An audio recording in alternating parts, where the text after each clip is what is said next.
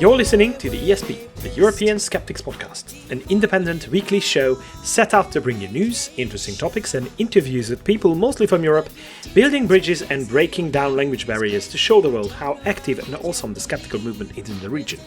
This is episode 510. I'm your host, András Pinter, and joining me for the show is my co-host, Pontus Böckman. Ho, ho, ho. See ya. Hejsan, András. Fancy meeting you here. Likewise. Are you getting in the Christmas mood, I gather? Apparently. Are you? Yes, yeah, well, a little bit, yes. I like Christmas, actually, quite a lot. Even obviously not being religious, I think it's nice to wind down a little bit. Oh, well, first you wind up quite a lot because it's stressful just to get everything organized. But I know winding down, meeting family. Yeah. And now all my kids, this is the first year that all my kids live somewhere else. And just having them come back and meeting them again, that's nice. See how they are doing. Feed them a little bit. Of course, they probably need some food. I don't know what they do for food when I'm not there, but... Are they going to pack as well when they leave? Pack food? Well, yeah. Well, they're welcome to it if they want to. Okay. Well, I actually was experiencing something similar to the Christmas vibe a couple of days ago because I was in the UK. Mm-hmm. I went to Brighton to see my sisters, and especially my younger sister who just turned 40. Mm-hmm. And we managed to organize the whole family coming together at her place. Wow. And it was a surprise party. It was unbelievable that we managed to pull that off. Yeah. We were so afraid at every moment of the organization of this whole action that we would be doing something that gives it away. Like, please, everyone, be careful not to use the other chat for the family and all that. So we were very sick about this, but eventually it turned out to be working perfectly. And my sister was so happy to see us. And we spent a whole weekend together. So that was great. Well, and, good for you. Yeah. And today, a friend of mine who is a high school teacher, he invited me over to talk about stuff that they are covering currently. And that is astronomy. And being an amateur astronomer, I follow a lot of astronomy-related news and stuff. And what we specifically tried to focus on was life in the universe and the possibilities and how we can deal with uncertainty in science. And I really enjoyed it. Cool. And for our skeptical audience, I have to mention that it happened in a Waldorf school. Oh, they need it more than anybody else, I think. Oh, yeah. But they were very receptive to everything that was talked about. As long as you were in the room, huh? Yeah. I'm a bit suspicious of these Waldorf Steiner schools. They are not known for their scientific thinking. Yeah, this is why I got really enthusiastic when Gabor asked me to... Yeah, his name is Gabor, by the way. Everybody's named Gabor, just to support the notion that everyone is called Gabor in Hungary. Yeah. So, yes. So when he asked me, I immediately said yes. Because every single time we get to spread the word of science is a great time. Especially, I mean, we get accused of preaching to the choir sometimes, but this is not preaching to the choir, going to a Waldorf school. Good for you. Defo not. Yeah. Well, I'm just counting how many more episodes we've got before the end of the year. Mm-hmm. Is this the last but one, or? It could be, yes. Seems like it, yes. Because there's going to be one in Christmas. Well, hopefully. On Christmas. But yeah, this is the last but one because the next one after Christmas will be aired on the 2nd of January. So that's for the next Correct. But next week we will interview Santa. We have an exclusive interview booked with him. Well, as our listeners probably don't expect us to be overly serious during the holiday season, we will not disappoint. So we will be very unserious. We will probably disappoint in another level, but that's a whole new episode to discuss. And no spoilers, please. People will have to tune in next week to see. Yes, definitely. Please do so. So why don't we move on to this week's episode's stuff that we have prepared? That sounds like an idea. Yes. Okay. And obviously, the first thing that we discuss every week is the item that we call This Week in Skeptical History, or TWISH. Actually, I can't believe we haven't mentioned him on the show before. But this week, we turn to a figure who has enjoyed an impressively durable reputation for his skepticism. Oh? Thomas the Apostle. Ah, yes, of course. Yes, Doubting Thomas. If ever a saint deserved the public relations manager, I'm absolutely sure that it's him. Think about it. First of all, he's not among the favorites for believers, right? Because of his doubt. Secondly, being forever branded Doubting Thomas, he's definitely a bit of an outlier among the disciples, who has this weird distinction for being remembered and canonized, right, as what every competent skeptic does, asking for evidence. Yeah, I love the idea that they all gathered around Jesus there, and there was one guy standing at the corner with his arms folded and saying, well, I'm not sure about this. And I don't even know, but we'll get into that. But historically speaking, we know very little about Thomas the Man. He appears in all 4 canonical Gospels as one of the 12 apostles, but only intermittently and always in a supporting role. He's not a headline figure. Well, we're talking about a religious sect here, and he's a bit of a skeptic, so it's probably only a bit of a pragmatism on the church's part that he even managed to make the cut and appears in the canon.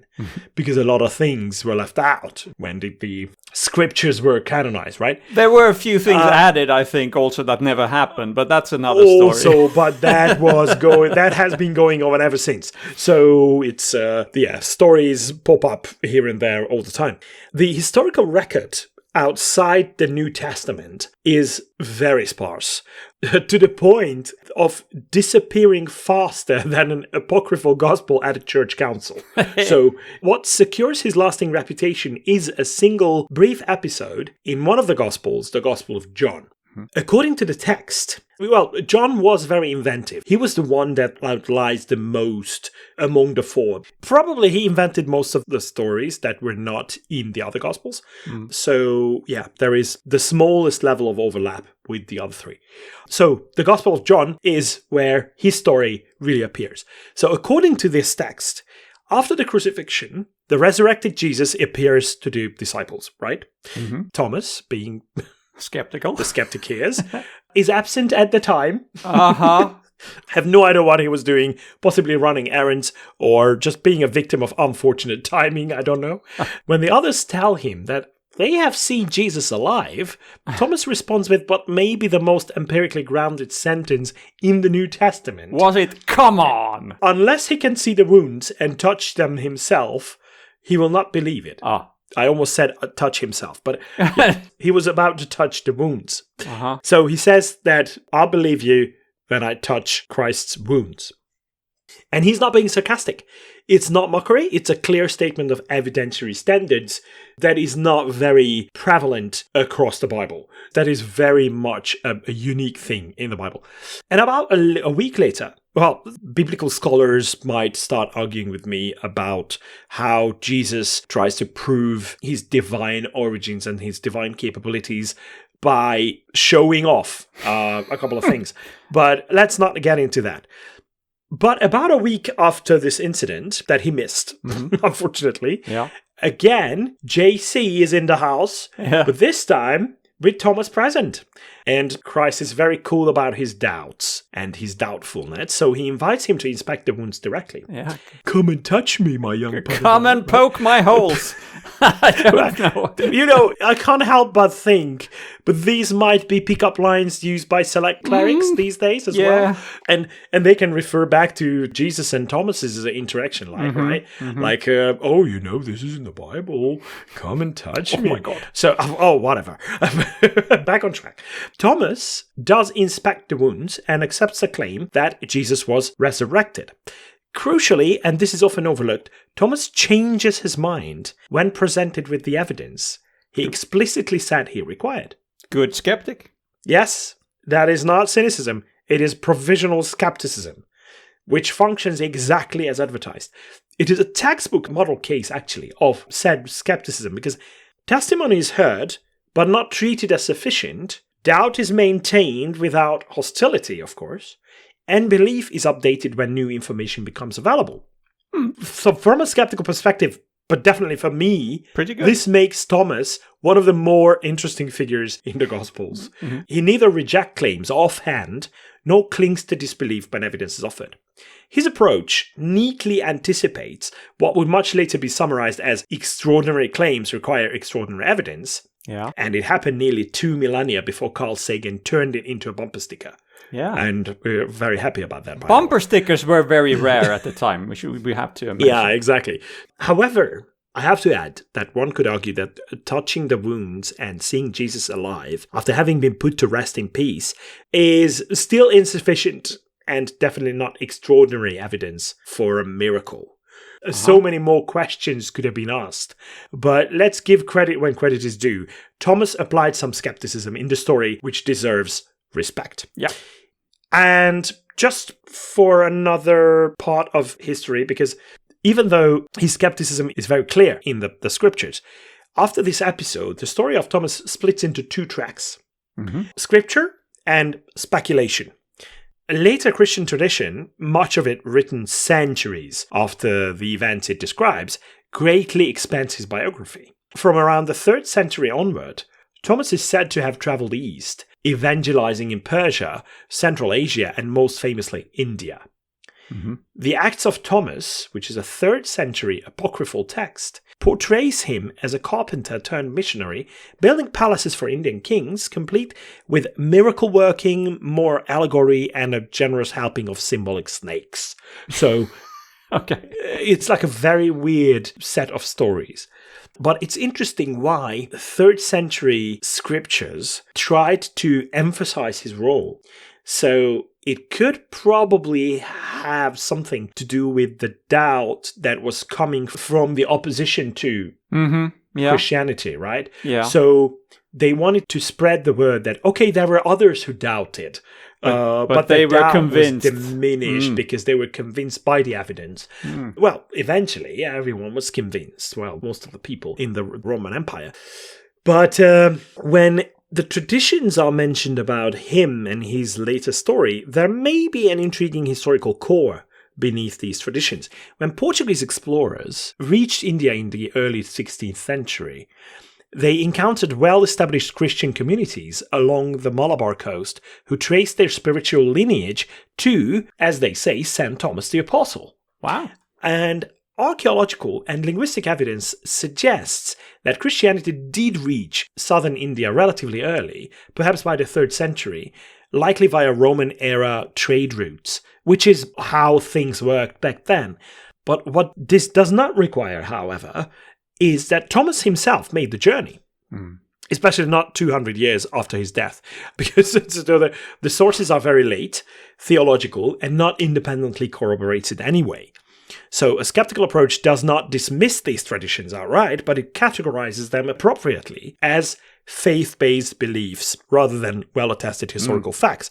Logistically, the idea of a 1st century Galilean crossing deserts and uncharted seas, evangelizing across half a continent and dying abroad, would make Thomas less of a roaming traveling apostle and more of an ancient Indiana Jones figure. So, very doubtful. Yes. Very doubtful. Are you doubting Thomas now? Yeah, see what I did there. So, we should apply the same principles to his supposed tomb in Mylapore, which just is one of several claimed resting places of his. It's like the relics of the true cross. Thomas's bones appear to have multiplied frenetically over the centuries. Even in death, he seems to have been remarkably well-traveled, spread across half of the world. What is certain is that Thomas likely died in the 1st century, as did the other apostles, though the time, place, and manner of his death remain completely unknown. What is also certain is that his brief appearances in the earliest texts left a lasting cultural footprint. Over time, the expression doubting Thomas became shorthand for everyone who insists on evidence before belief. An irony, given that the gospel narrative itself does not condemn him for doing so. Why would it? So, if anything, Thomas's story acknowledges something profoundly human, that extraordinary claims provoke questions, and that questions are not the enemy of truth. The line, "Blessed are those who have not seen and yet have believed," may have been intended as a gentle rebuke against him, but history has been far kinder to Thomas's curiosity than the Bible itself. So perhaps it is time for a small act of historical rehabilitation of Thomas, who was not the villain of the resurrection story. He was simply the one who said, politely but firmly, I'm going to need more data. And for skeptics, that sounds less like doubt and much more like just due diligence. Yeah. The due diligence Thomas. That's what we call it. Yeah. Now. And for the end of this, I have to mention that the reason why he is featured on This Week in Skeptical History is because his feast day is on the 21st of December. Mm-hmm. Yes. Okay. I could have started with that, but yeah. Well, I wanted to leave that to the end. Well, anyhow, that is Thomas the Apostle, or Doubting Thomas, whom the Catholic Church celebrates on the 21st of December. Very interesting. I have read the Bible, but that was a long time ago, and I'm a bit sketchy on the details, so I'm glad you reminded me. I don't think I've read it all. Mm-hmm. I read many excerpts and lots of pieces here and there, but I don't think I've ever read it cover to cover. Well, no, I don't recommend it, but it's good to be familiar with the main stories, I guess. And I like the language, this old, archaic kind of language. Well, I have come across very modern as well, but I prefer the old ones. King James. The couple, I don't know if you read that in Hungarian, but... No. We do know about it, but it's a Bible of Vizsói that we consider the true old kind of Bible. Okay. Yeah. Okay. So, moving on to the news. Yes, Andras. Smoking is bad for you.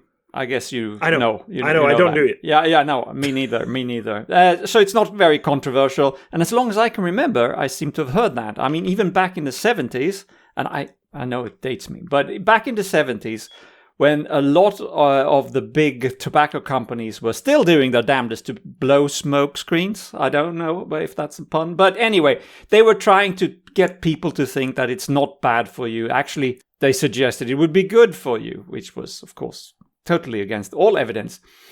Even then, smoking had a bad reputation at the time. My earliest personal recollection is that my mother stopped smoking when she was expecting my youngest sister. She had stopped also when she expected me and my other sister, but this time she stopped. I was going to say that. No, yeah. But I don't remember that. She was, I don't remember that. All is explained.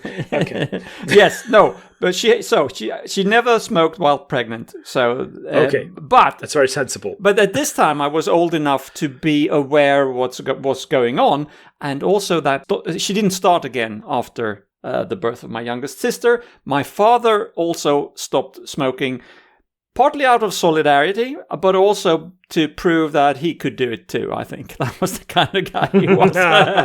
But anyway, they both stopped. And as an 8-year-old, I listened to them complaining about how hard it was for them to stop. So I decided, very clever at 8, maybe that passed, but at 8 o'clock, when I was 8 years old, I was very clever, and I said, I will never even try it, because I won't go through what you're going through right now. Never even try it, which I've almost kept. I have maybe tried 1 or 2 puffs over my lifetime, but that's all. I didn't enjoy that, so yeah, I didn't do it. So then when I was in primary school, a little bit older, there were big campaigns that I remember from school. There were T-shirts people were wearing with the slogan, "A non-smoking generation."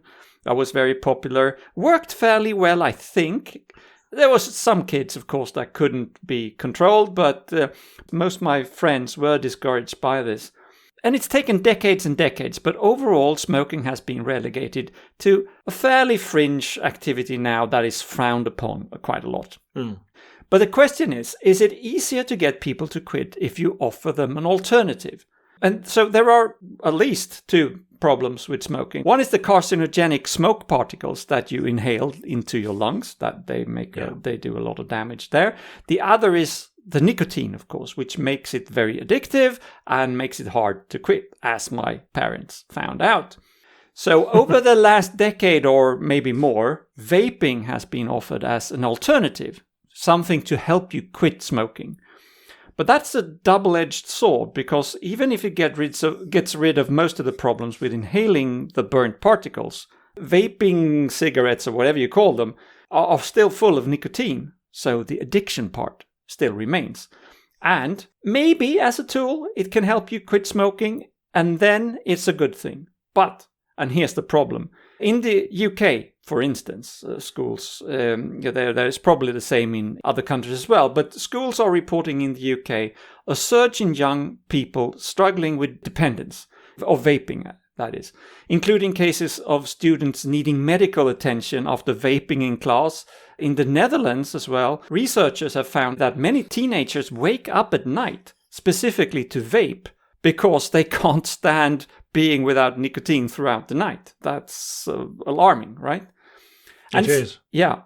And even worse, some reports show that vaping isn't so harmless for the lungs as you might think. There have been cases of lungs damaged by vaping to the point of needing surgery, and even collapsed lungs have been reported. I think the science is still not clear exactly how big the risks are, but there are at least indications of problems.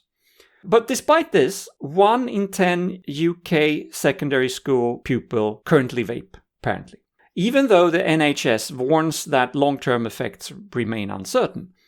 And through marketing, the manufacturers are heavily targeting now not just smokers, because that would be sort of legit to get them to quit smoking, but they are targeting teenagers with all kinds of fancy flavors and niche variants, and they are making it attractive, and they are making lots of money by selling vaping stuff. I don't even know what to call it, but to young people.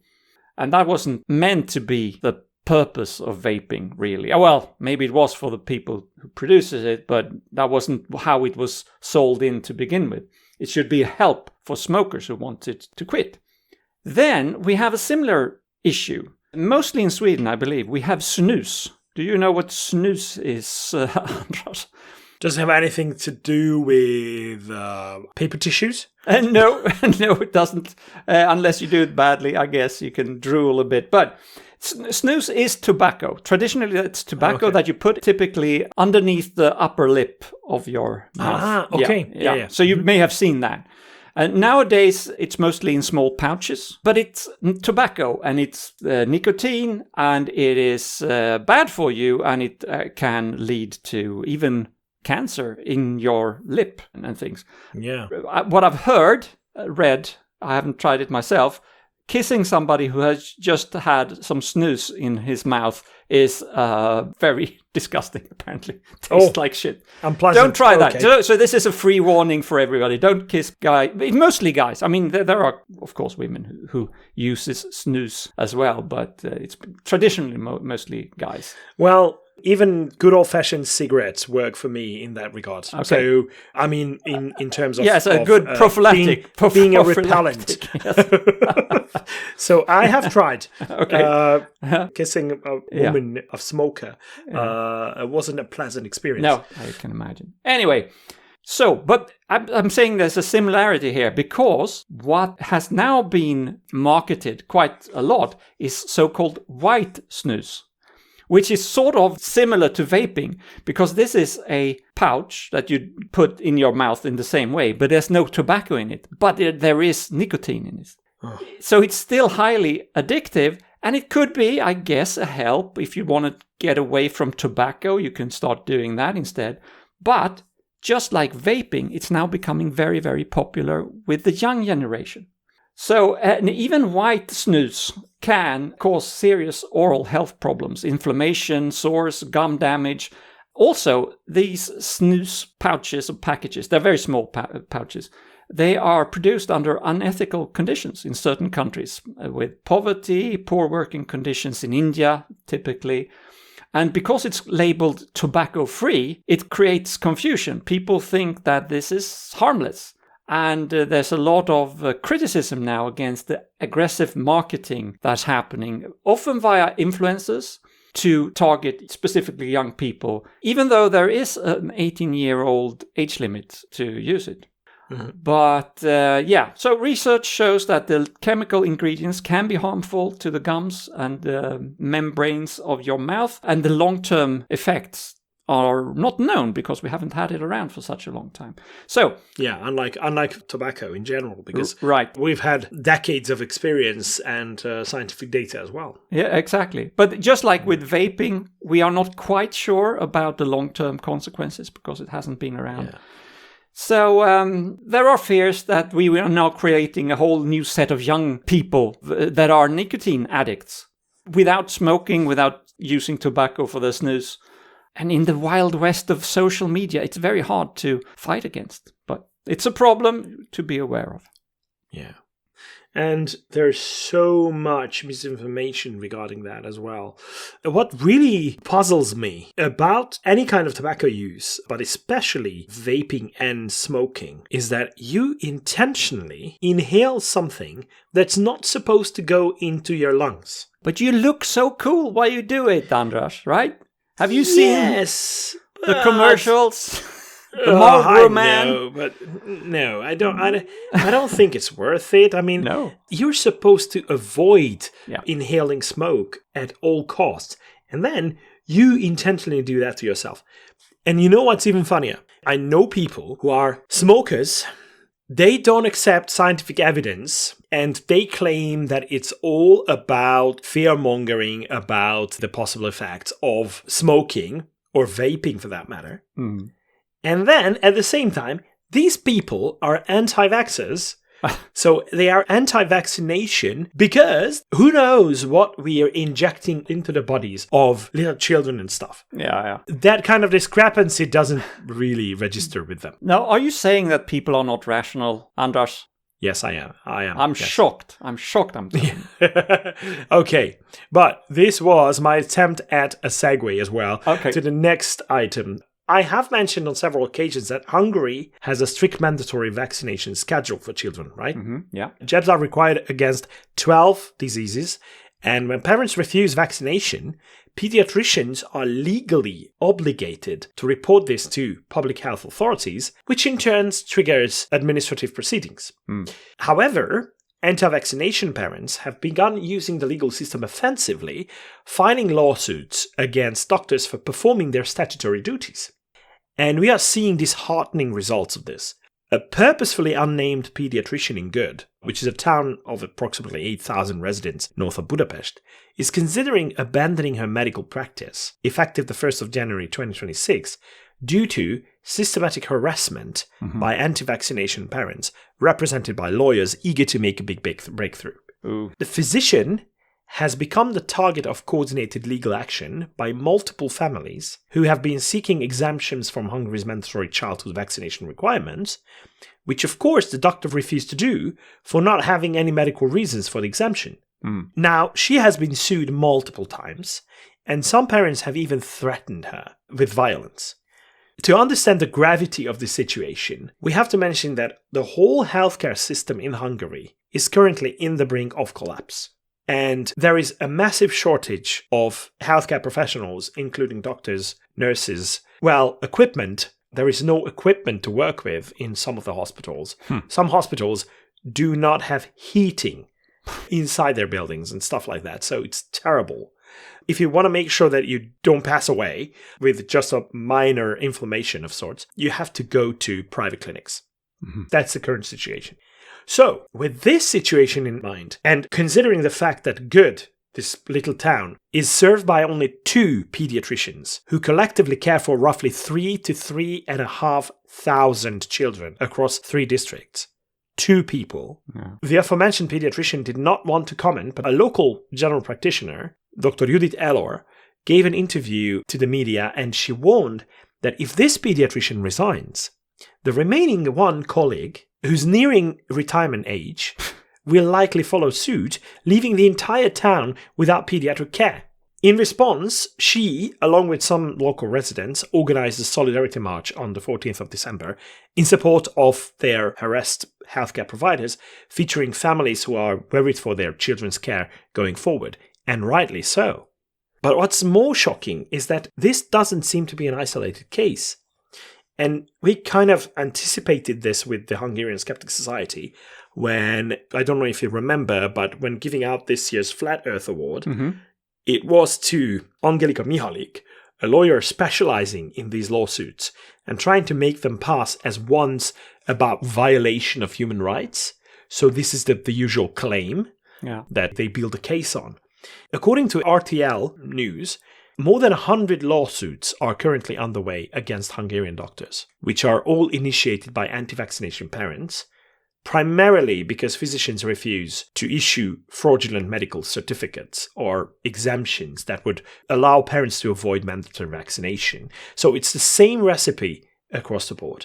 And the government announced that such cases will be transferred to administrative courts to relieve pressure on physicians, but the legislation necessary for this is not yet in effect. So we have no idea when they will get this kind of protection from the idiots. The Protection from Idiots Act. That's what you need to pass now. Yeah, that's what we should have vaccination against. But, we're working on it. Unfortunately, we're working on it. But luckily, Hungary maintains exceptional mandatory childhood vaccination coverage, which exceeds 99%.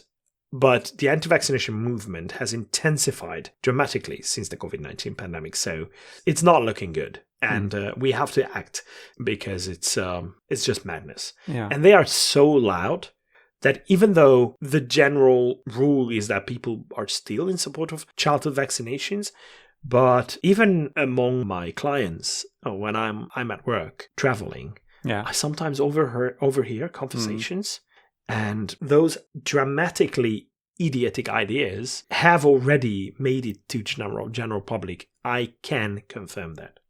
And one thing is, we hear about these guys who are this particular one that we can't name, who stands up and refuses to give those exemptions.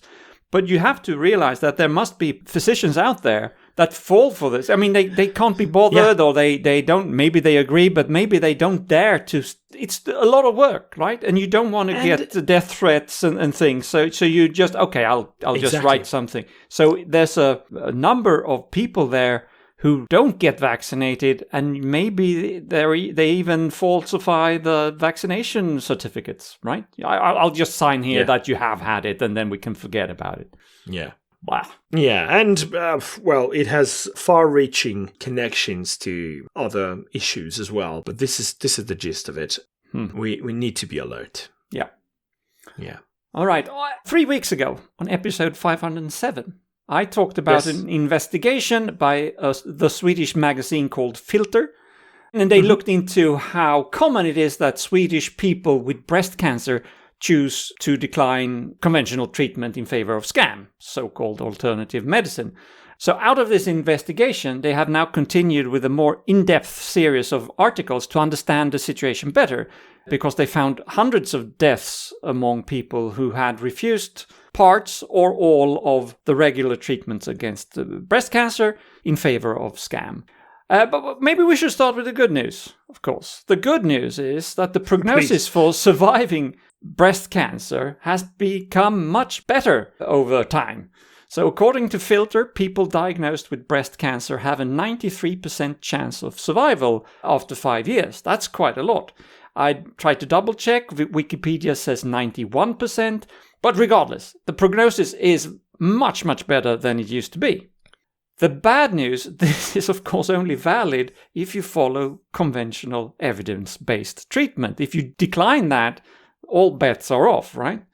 And a lot of people do opt out. Let's look into the numbers. About 9,000 women get diagnosed with breast cancer in Sweden every year.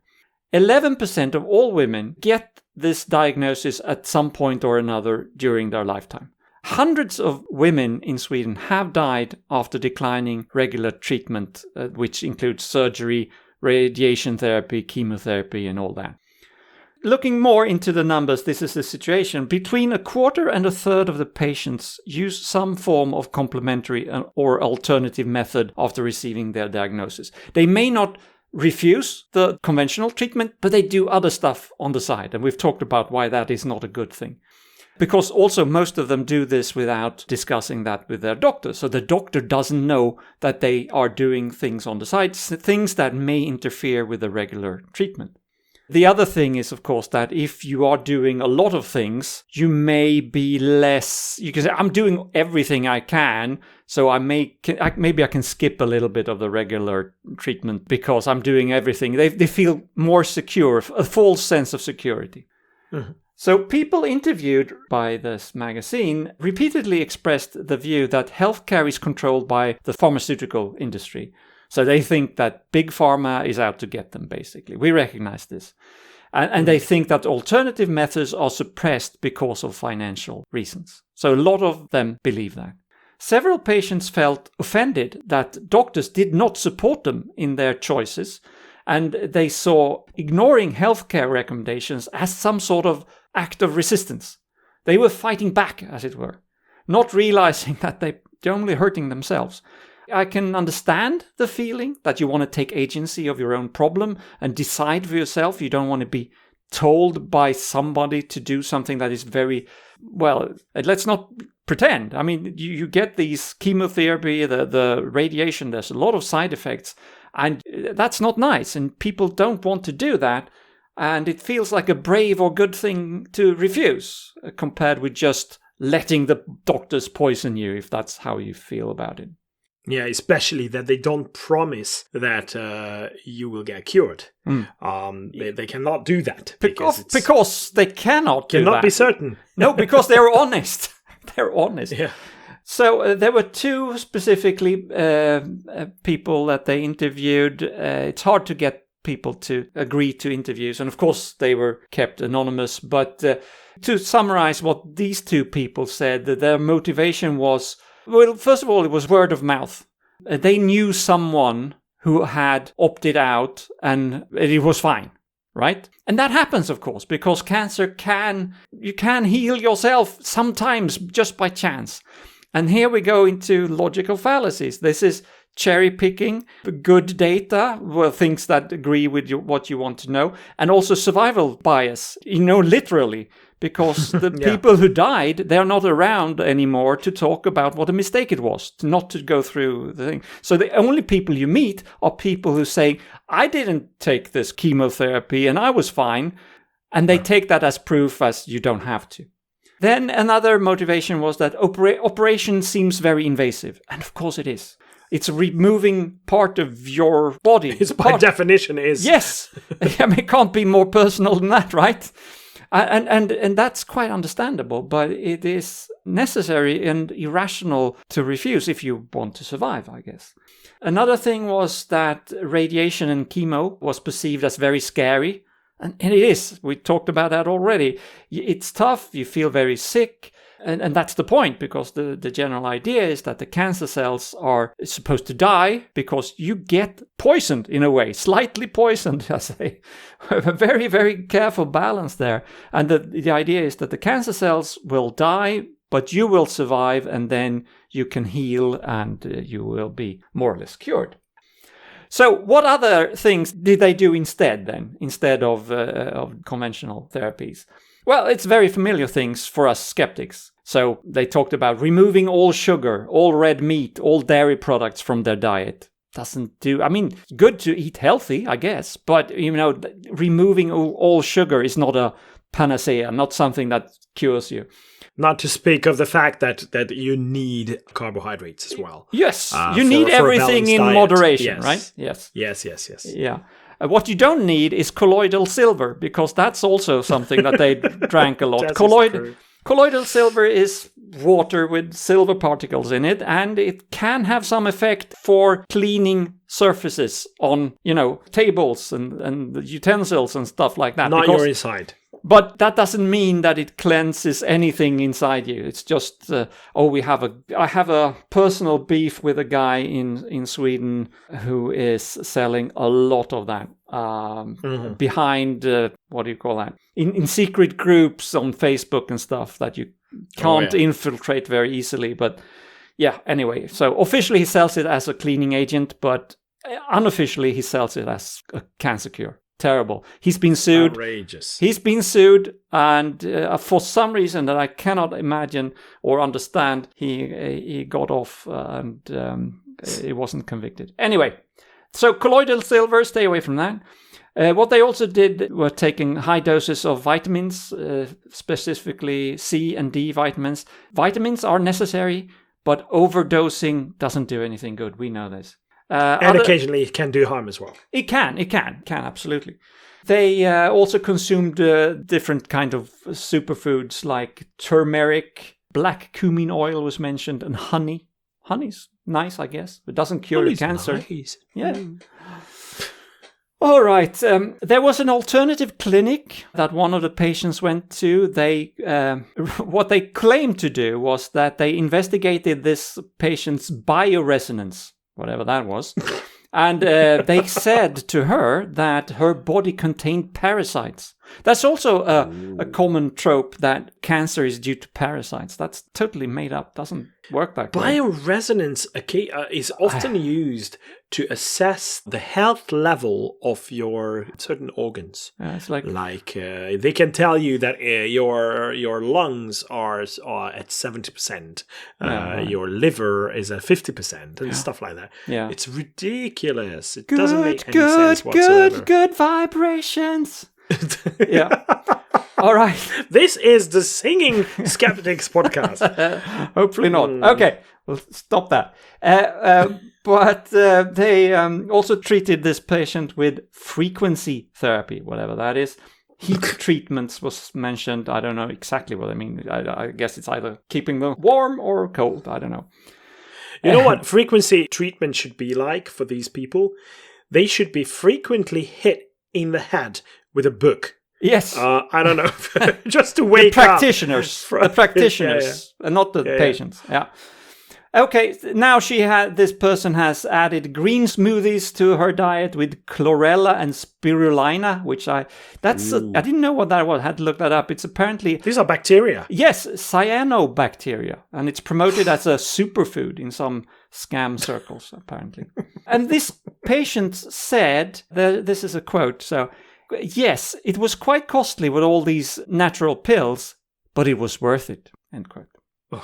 Yeah, naturally, this is the opposite of what you should do. You should trust your doctor, even if your doctor seems stressed out and maybe doesn't listen to you as much. That is unfortunate. That's something that could absolutely improve, but they know what they're doing. There is an organization in Sweden called Breast Cancer Association. That's a pretty straightforward name. And they have a member magazine, and a lot of their members requested information about complementary alternative medicine. So they made an investigation. They conducted an investigation, and they tried to write about it like in the way that the patients want to hear about it. But if they had hoped that CAM would offer a cure, the conclusion was pretty blunt. And this is the quote that this magazine ended their report with. Quote, based on current research, there are no alternatives to chemotherapy, radiation therapy, hormonal treatment, or targeted therapies for breast cancers, end quote. Good for them. But of course, a lot of people, I guess, cancel their... I don't know how many, but I'm sure that this disappointed some part of their members. This is another quote from Filter, the magazine. Quote, several studies from hospitals in the US show the outcome for breast cancer patients who choose alternative medicine instead of conventional health care. In short, they die. No similar research have been conducted in Sweden, end quote. But I'm sure it's valid also for Swedish patients. And yeah, so to round this off, this is not news to any of us, but it's interesting to not just talk about it in theoretical terms. This is an investigation, a series of articles that go in and actually find these examples and confirm what we unfortunately have come to expect. This is going on. And I would like to say in the end that, of course, each patient must be allowed to decide over their own body and do what they want to do. Good or bad, it's up to them. But it must be an informed decision. It's understandable, also even justifiable, if you are diagnosed very late or you know that there's no way out of this, then of course you shouldn't be subjected to a lot of chemo and stuff if there is no hope at all anyway. But if you get the diagnosis very early, or early enough, I should say, then please go with the evidence and try to be smart about it. I don't want to call people stupid, but do the smart thing and listen to your doctor. Yeah. And yeah, I know I'm fixated on anti-vaccination, but people don't tend to listen to their doctors if they make up their mind about something. Yeah. But this is another aspect of it. So many of us do like Liam Neeson for the actor that he is, for his work and all that. Mm-hmm. But he has recently... Qui-Gon. Well, probably not his best role ever. But don't say that. I liked it quite a lot. Yeah, but he played Rob Roy. He played... Yeah. He's done a lot of things, that's right. A lot of other things. One of my favorite roles of his is in Love Actually. Oh, yeah. I think that's a great role too. It is. Yes. Anyhow, he has recently found himself unexpectedly entangled in the anti-vaccination ecosystem as well. Oh, no. So he has been confirmed as the narrator of a recent anti-vaccine pseudo-documentary. Although his representatives are keen to stress that this does not mean Neeson himself has turned anti-vax. But I'd like to mention this because this whole thing is a textbook example of how celebrity voices can be used to launder long discredited medical claims into the mainstream. And why skeptical scrutiny of such productions remains essential. So, what exactly do we know about the whole shenanigan? Fact-checkers at Snopes looked into social media claims that Neeson had fronted an anti-vaccine film and found them to be accurate.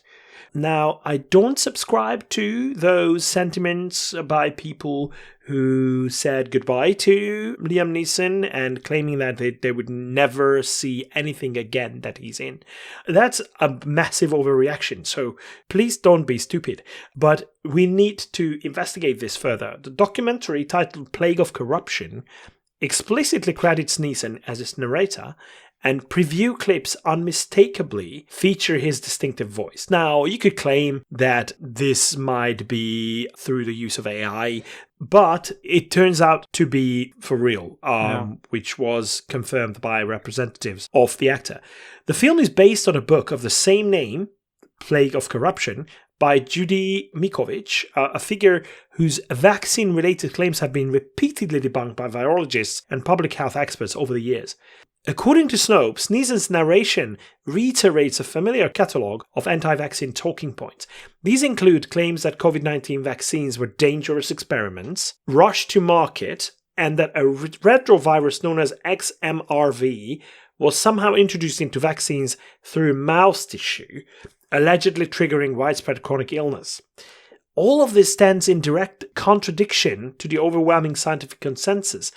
Authorized vaccines undergo extensive safety and efficacy testing, and alleged links between XMRV and vaccines have been thoroughly investigated and decisively discredited. But that brings us to Neeson's own position. In correspondence with fact-checkers, as I mentioned earlier, a representative confirmed that Neeson did narrate the film, but emphasized that he had no editorial control over its content and does not share his anti-vaccine views. The spokesperson pointed to Neeson's long-standing role as a UNICEF Goodwill Ambassador and to previous statements in which he has described vaccines as a remarkable human success story, which is also widespread on the internet. But from a skeptical perspective, this highlights a frequently recurring problem.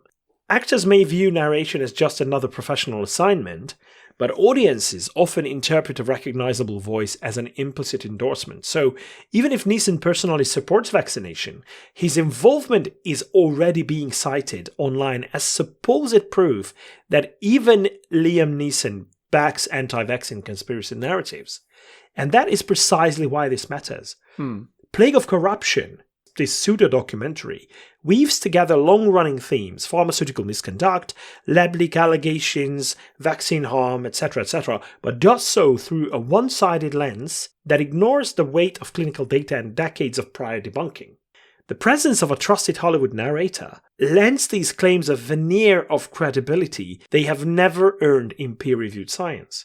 So, Neeson's affair is a useful reminder that media literacy has to go beyond checking sources. We also need to interrogate framing. A slick documentary and a famous voice do not turn weak evidence into strong evidence. It is also an opportunity to restate a crucial distinction that anti-vaccine rhetoric consistently blurs. The existence of real, documentable corruption within the pharmaceutical industry does not justify sweeping, evidence-free attacks on vaccines themselves, which remains among the safest and most effective public health interventions ever developed. And an actor of the reputation of Liam Neeson should be much more careful in terms of what assignments they take. I don't think for a moment that this is necessary for him to stay afloat. No. So this is why it's associated more with him possibly supporting the content.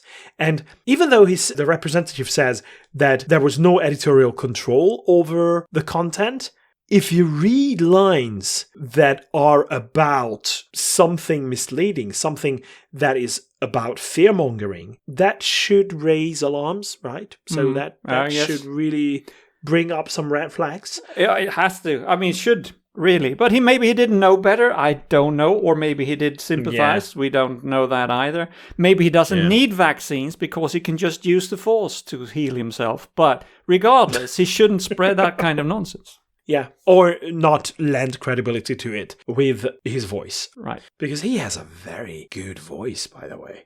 Yeah. I'm pretty sure that it's for that kind of effect, that's very authoritative, very strong emotional effect that he can bring on with it, is the reason why they chose him. Yeah. Anyhow, please don't do that. Yeah. That brings us to the end of the news round. So I'm eager for you to share with us who's been really wrong lately. I'm afraid this is on the longer side, so I'm a little bit afraid that this will not just be a really wrong, but also really long. But I have to say, we're gonna doze off. Yeah.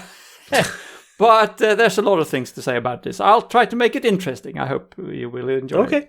Well, it's a bad story. But anyway, listeners who joined us at QED in October, and specifically if they arrived already on the Friday and saw the Skepticamp event, may have heard me talking about the sinking of the MS Estonia, which I did there. If you missed that, the short story is that the MS Estonia was a big ferry trafficking the Baltic Sea in the 90s, bringing passengers and vehicles between the cities of Tallinn and Stockholm. On the 28th of September 1994, it sank in the middle of the night in very rough weather. Of the 989 passengers and crew, 852 people were lost. So it was a terrible, terrible disaster. Makes it the deadliest peacetime shipwreck in European waters ever. The short of it is that the disaster remains the biggest source of conspiracy theories in Sweden. Because most of these people who died, over 500 of the 800 lost, were Swedish. And these conspiracy theories will probably never go away.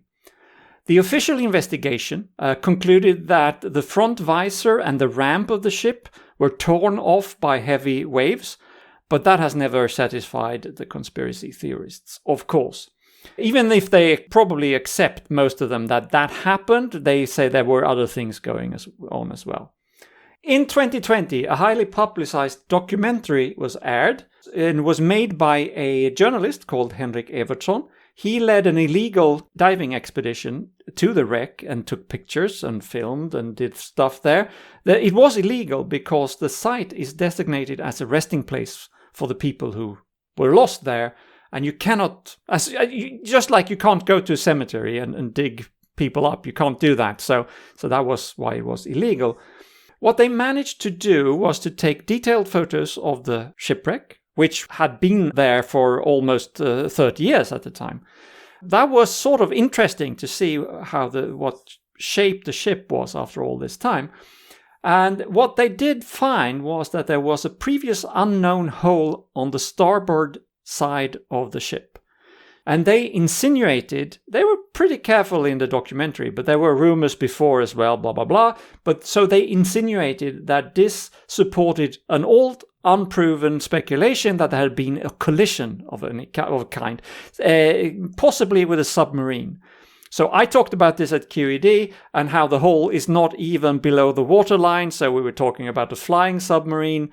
I don't know. It's not really that ridiculous, but almost. Nonetheless, this documentary forced the authorities in Estonia, in Sweden, and Finland as well to reopen the investigation, or at least see if we need to make a new investigation from scratch. So they've spent a number of years now to look into these new findings. I will soon get back to what they concluded, but the week before this new report, and the new report was released yesterday as we record this, but last week, on Wednesday last week, a band of old conspiracy mongers under a new name, they now call themselves the BMTIG, or the Baltic Marine Technical Investigation Group. Sounds very, very impressive, doesn't it? But they're just basically a number of amateurs. And they're contrarians, really. They just want to find something to poke holes in the official story, because somebody must be lying, right?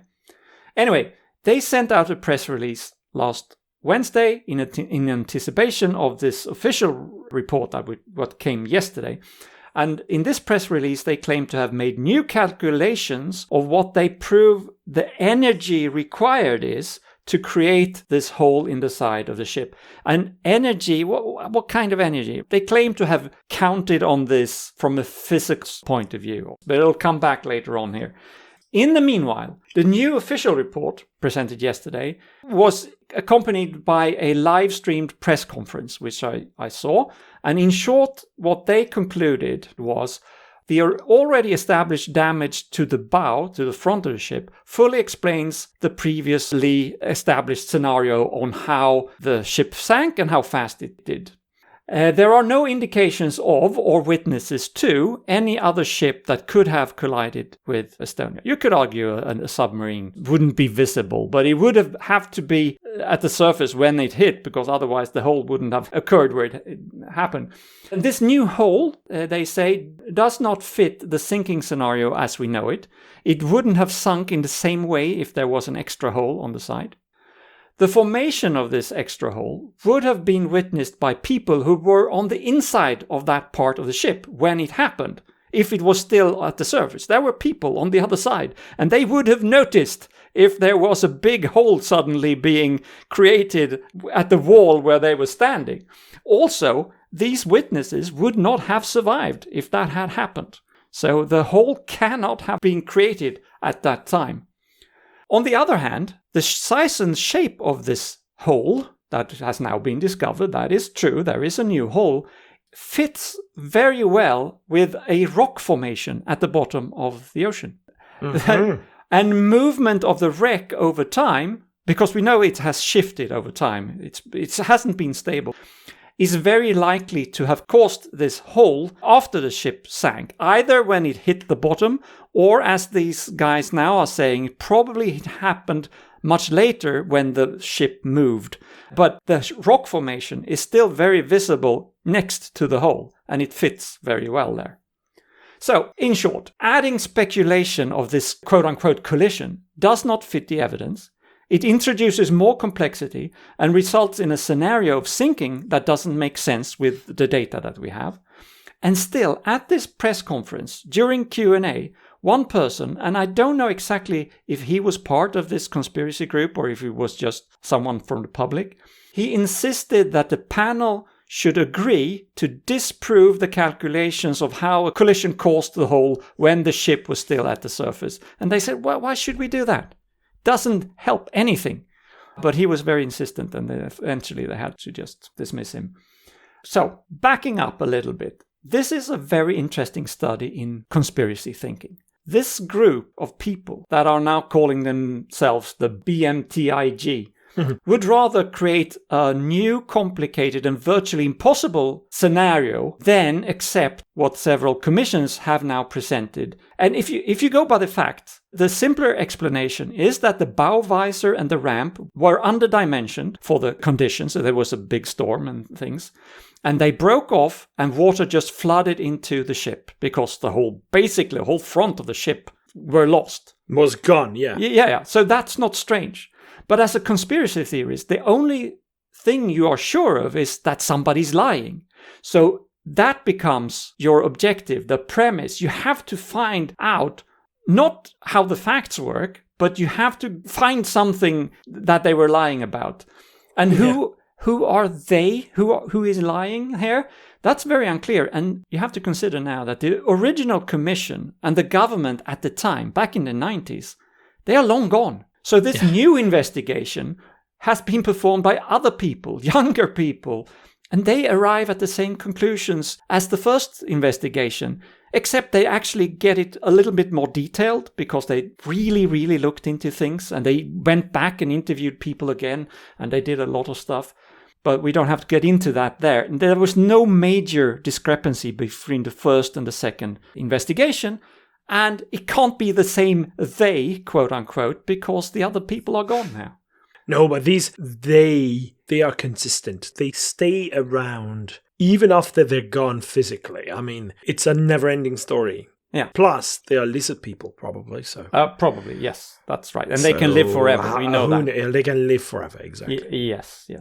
So some of these people in this newly named group, they have been around for a long time. And they have had other ideas before. So it's not just about the collision. Now it's about the collision because they found this hole that nobody knew about until a couple of years ago now. So the same people have promoted the idea that the visor and the ramp was actually blown off by an explosion before. Ah, okay. But now, since that didn't pan out, they can't really prove that. They jump to the next other thing that can happen. So the only thing they agree on is that whatever the official version is, it can't be right. So we'll need to find why it's wrong. So they just look for anomalies.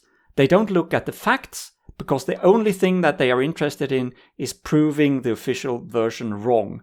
And they even bend the facts because this new hole, if we should be petty about it, it is 4 meters long. It's a sort of a crack in the hull. But in this conspiracy theory group description, it is 4 square meters big. But it is not 4 square meters. It's 4 meters long. And it's like a long crack. It's a long crack. That's not 4 square meters. So they are just playing fast and loose with the facts. That the long crack is consistent with it being hit by a rock. Formation in the bottom of the sea, right? And we see the rock formation. It's exactly there, it's just there. Next to the hole. It's crazy. No, it's been put there. But the funny thing about this is that apparently it's not the unknown they that are persistent, but this group is persistent in trying to prove that there's a conspiracy in the background. Yeah. So I think this new investigation, the official new investigation, will probably convince quite a few people. I think if you're on the fence, you will probably accept it. But there will be people who never, no matter how much you investigate. Yeah. They actually said so, the official people, they said, this shipwreck is now one of the most thoroughly examined shipwreck in the world. We know we know so much about this that there is not room for anomalies anymore. But they will always find anomalies. And because they will insist in doing that, and because they will always continue to say that something must be wrong because we don't trust the authorities, the BMTIG, or Baltic Marine Technical Investigation Group, they receive this week's award for being really wrong. And I apologize if it was really long. No, I think it was worth discussing because it's really a great example of how people can distort any kind of evidence if they believe there is a conspiracy. And this is in a way our 9/11 or Kennedy conspiracy for us in Sweden. It affected a lot of people. I've said this before. most people who were alive at the time had someone, maybe not a relative, but maybe a friend of a friend, knew of somebody who died that night. And it was a big trauma. And that, of course, explains why people are so fascinated by it and want to know everything about it. That's only natural. But don't make up the facts and listen to reason, for God's sake. And it's not going to be brought back to the surface because it's a graveyard now, right? So it's a grave site. Sorry, it's a grave site now. Yeah, it will be. It has been discussed, and very early on, there were talk about, meaning the days after the catastrophe. Some politicians said very unwisely, "We will bring all the bodies up to the surface, and we will bring the ship up." And there were a lot of promises like that, and it turns out it's not. You can't do it. It's at 80 meters depth, and it's a huge, big, bloody ship. And it's in pieces, and now, of course, it's been there for over 30 years, and no, there's no point in trying to do that. Let's just call it a resting place and leave it be, and don't disturb it anymore. We know enough about it. Yeah. Well, that will not settle the conspiracy theorists. Not for everyone, no.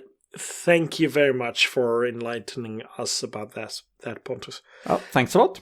Okay. But that brings us to the end of this episode.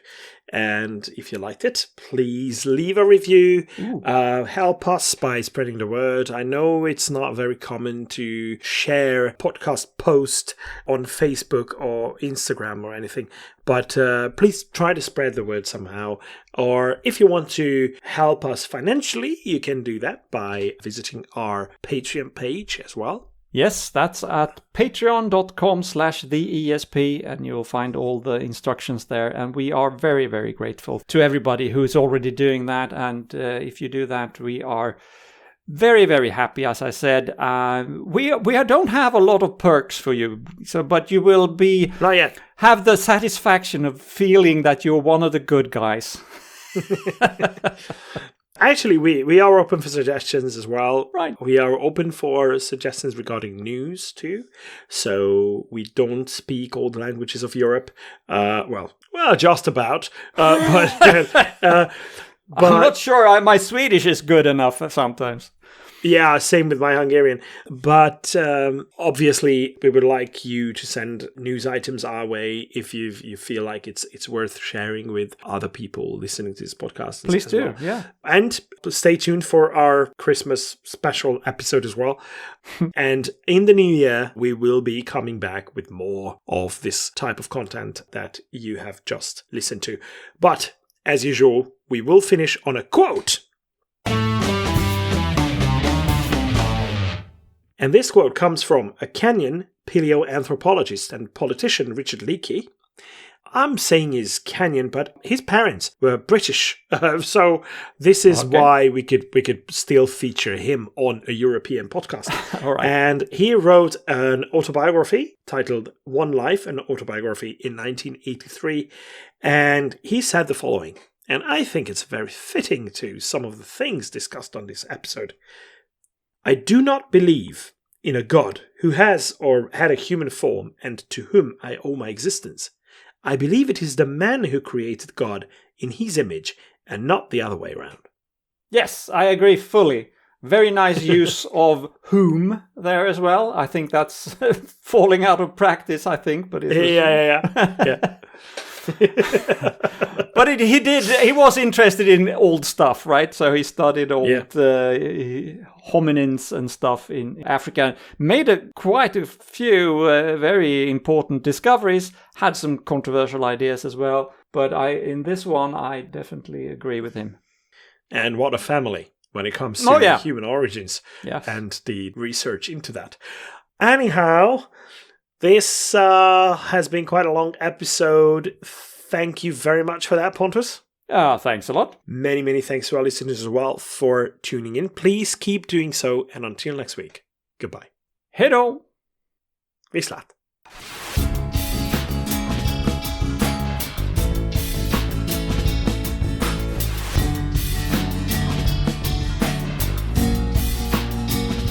This has been your ESP experience.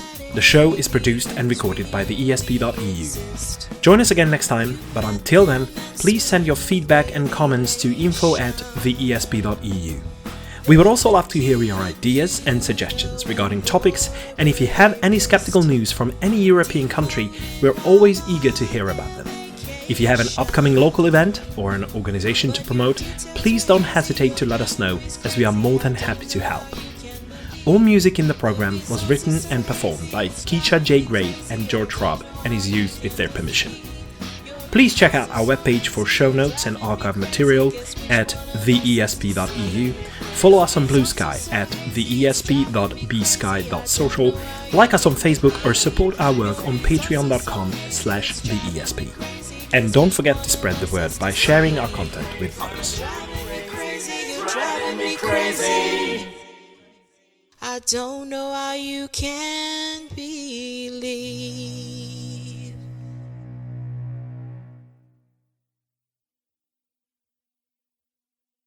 I will survive. Oh, as long as I know how to live, I know I stay alive. Yeah, well, that doesn't go for breast cancer, I think. No. And have you seen a clip when there's a guy dressed up as Jesus and walks on the street singing this? No. And then gets hit by a truck? Cautionary tale, if there ever was one. Okay. Sorry, continue. If you missed What were they thinking? What were they thinking? Yes. We don't make jokes about this. This is a terrible story. Sorry, I know. Or Baltic Marine Technology. Herregud, vad för svårt det skulle vara. Yes, you're right. Baltic Marine Technical Investigation Group. And this quote comes from a Canyon Paleo... Now it's your turn. Good. And this quote comes from a Kenyan paleoanthropology... Fuck me!